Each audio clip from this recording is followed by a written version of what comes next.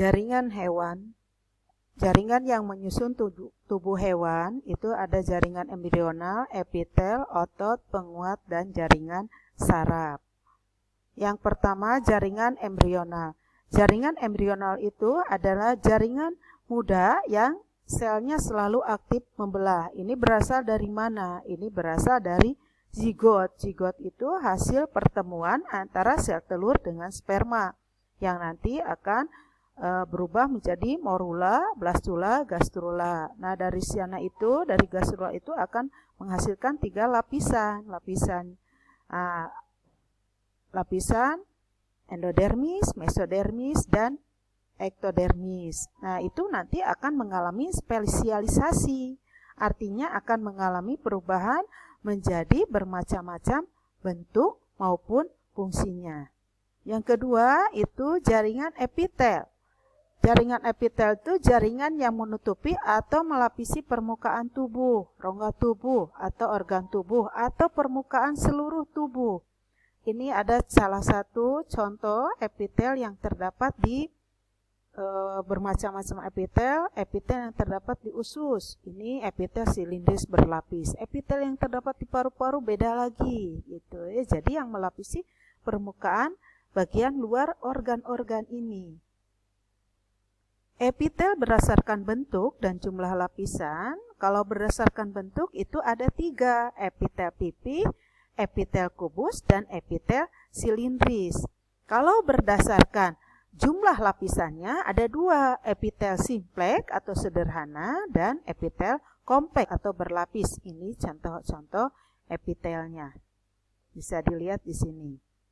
Yang pertama adalah epitel selapis atau simpleks. Nah, ini epitel pipih itu adanya di mana? Ini bentuknya atau strukturnya. Di kapsul Bowman, di perikardium, pleurotonium, gitu ya. Kalau selapis kubus, ini beda lagi. Adanya itu di tubulus contortus distal, ini di ginjal, di ovarium, di saluran pelepasan kelenjar, dan permukaan dalam lensa mata. Ini kalau epitel selapis silindris, ini adanya di lambung, gitu ya, di kantung empedu, di opidak, dan adanya di saluran pernapasan. Nah, kalau fungsinya, kalau selapis pipih ini untuk difusi osmosis atau filtrasi, penyaringan, sekresi, pengeluaran zat, absorpsi, penyerapan, dan pertukaran zat. Kalau selapis kubus ini untuk sekresi getah, gitu ya. Kalau selapis silindris ini untuk melicinkan, memindahkan zat atau membersihkan zat asing. Yang kedua, epitel berlapis. Nah, ini ada pipih berlapis. Ininya ada strukturnya seperti ini. Adanya di mana? Di kulit, di vagina.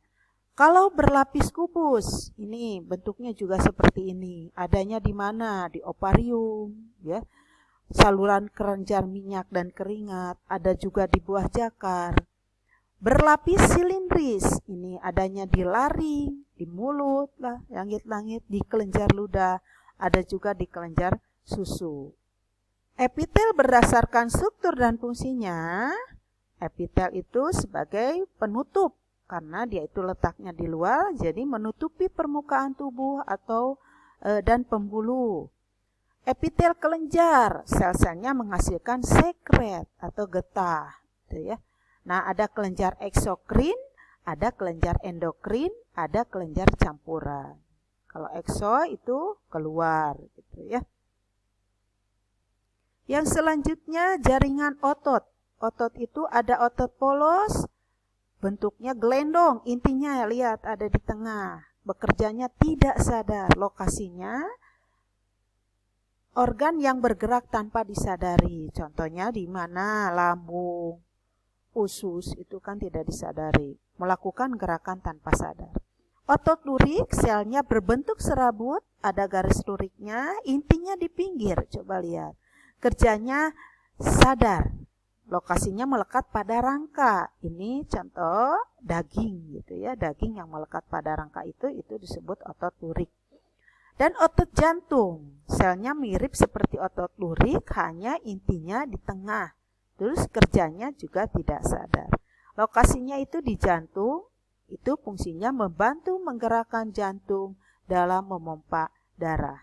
Nah, ini ada contoh jaringan otot ya. Ini otot turik, ini otot jantung, ini otot polos. Nah, yang keempat itu jaringan penguat. Jaringan pada tubuh yang termasuk ke dalam jaringan penguat itu ada jaringan ikat, ada tulang rawan, tulang keras, darah dan limpa, dan jaringan saraf. Ya, yang pertama itu jaringan ikat, itu ada ikat longgar. Kalau longgar ya sel-selnya pasti jarang. Lokasinya ada di mana? Di fibroblast, plasma. Jaringan ikat padat teratur, terbuat dari serat kolagen. Ini fleksibel tetapi tidak elastis. Ini contohnya ada ligamen dan tendon. Jaringan ikat padat tidak teratur. Ini serabutnya banyak, ya, tersusun tidak teratur. Ini contohnya pada dermis atau kulit, gitu ya. Jaringan lemak. Nah, ini hanya berupa sel-sel lemak berbentuk bulat, gitu ya. Jadi ini adanya di mana? Ya di bawah kulit kalau lemak itu. Jaringan tulang rawan itu ada 3. Tulang rawan hialin, ini strukturnya, lokasinya di mana?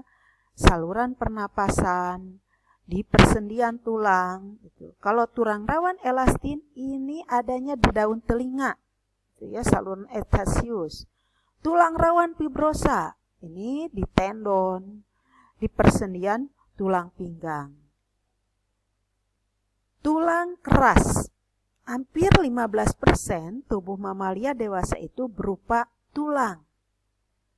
Jadi tulang itu terdiri dari garam mineral, kalsium, kalsium karbonat, magnesium klorida, ada juga kalsium klorida. Endapan garam mineral ini membuat tulang itu melingkar-lingkar. Nah, yang disebut lamela. Pada batas lamela terdapat lekukan di dalamnya, ya, yang di dalamnya itu terdapat sel tulang atau osteosis. Ini lamela itu, ya, lamela. Terus endapan garam mineral, bentuk melingkar dari lamela ini, dan lakuna ini di dalamnya itu ada yang disebut sistem Haffers. Sistem Haffers itu berisi pembuluh darah, pembuluh limfe, dan saraf. Yang selanjutnya jaringan darah dan limfe. Darah itu terdiri dari sel darah merah, sel darah putih, dan trombosit. Sel darah merah ciri-cirinya ini fungsinya itu melakukan transportasi dan pengangkutan zat penting seperti glukosa dan zat-zat makanan. Kalau sel darah putih itu melindungi tubuh terhadap infeksi, ini ciri-cirinya ya.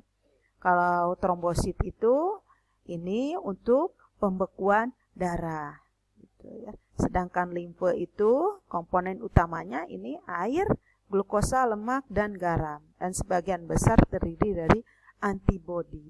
Ini mengangkut cairan, jaringan, protein, lemak, garam mineral, dan zat lain kembali ke aliran darah. Ini ciri-cirinya ya, sel darah merah bikonkav, tidak berinti, gitu ya. Sedangkan sel darah putih ini punya inti, bentuknya itu tidak tetap. Sedangkan trombosit memiliki bentuk yang tidak beraturan. Yang terakhir itu jaringan saraf. Ini saraf ini bentuknya seperti ini. Nah, ini terdapat dendrit, ini dendrit, ada akson, ya, akson yang panjang ini, dan ada inti sel. Akson menghubungkan saraf satu dengan lainnya. Zona yang menghubungkan antara akson satu dengan yang lainnya itu disebut sinap. Di sini juga ada sel Schwann, ada nodus Ranvier, ada selubung mielin, gitu ya. Fungsi jaringan saraf itu menerima sinyal dari lingkungan dan dikirim ke seluruh tubuh. Macam-macam jaringan saraf itu ada 3. Yang pertama saraf sensorik, berfungsi menghubungkan atau menyampaikan pesan dari organ ke saraf pusat. Saraf pusat itu kan ada otak dan sumsum tulang. Sedangkan yang selanjutnya, saraf motorik itu bertugas mengirimkan impuls pesan dari saraf pusat atau otak atau sumsum tulang kepada kelenjar ataupun otot. Hasilnya berupa tanggapan tubuh terhadap rangsangan. Sedangkan saraf konektor atau penghubung berfungsi menghubungkan sel saraf motorik dengan sel saraf sensorik atau berhubungan dengan sel saraf lainnya.